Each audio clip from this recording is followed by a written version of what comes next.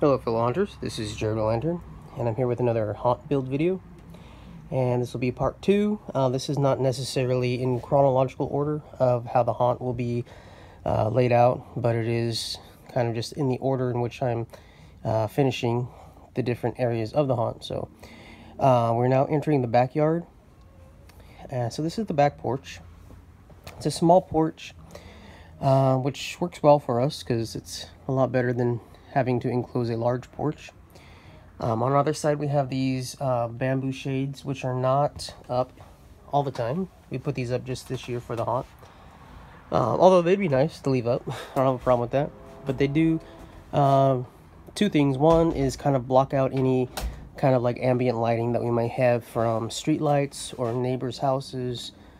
But also it will kind of let for some airflow for when they come out here.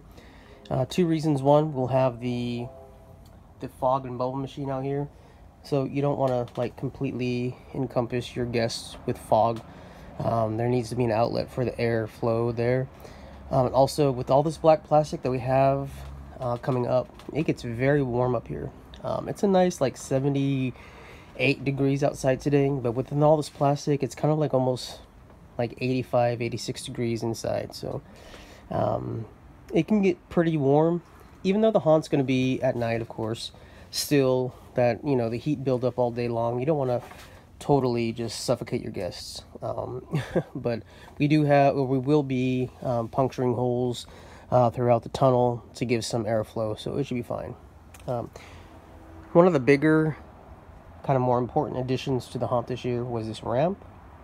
We have like 3 stairs that go off of the porch down to the grass into the backyard. They are not up to code, even though we, after we moved into this house, we had them rebuilt. But yeah, not the best job. Let's just put it that way. So we went ahead and we built a ramp on top of the steps. The ramp is about, say, like 10 feet long, and the incline is pretty decent. Like, no one's gonna fall or anything. And then we have, like, for added security, we have some railing on either side. Black plastic encases the entire ramp all over, so they'll come down and then they'll hit the rest of the tunnel. This tunnel is similar to the one we had 2 years ago. It is constructed, last time we did a tunnel like this, we used PVC pipe. This time I'm using some metal poles that we have from some canopies that we're no longer using. The metal poles seem to be a lot more sturdy and stable than the PVC pipe. The metal poles are put into the ground with some rebar. The rebar is about 1 foot into the ground, so very, very stable, very sturdy.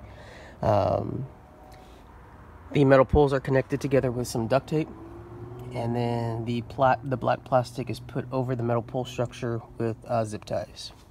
So we'll go down. They'll hit the level surface here. And as you can see, we need a little more black plastic to finish off this area here. About 7 or 8 feet on either side and the top. But that will be covered up, so they won't see any of this. Then they will enter the shed. We'll have some actor scares, prop scares in here. All this stuff will be removed, of course. Then they will start the exit of the haunt, basically. And I love this tree.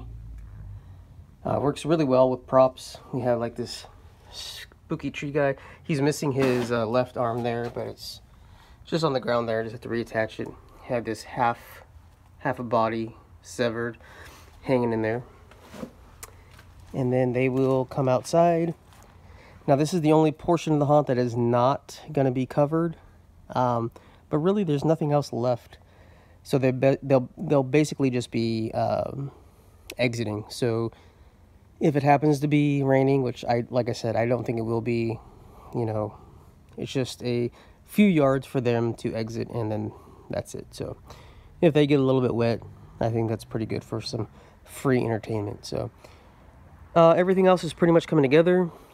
80% done about. So out here, have to just do some more props, lighting, like I said, the black plastic up there. So we're almost there out here, and it's coming together inside really well too. So thank you guys so much for watching. If you like what you're seeing, please like, comment, and subscribe. As always, keep it creepy.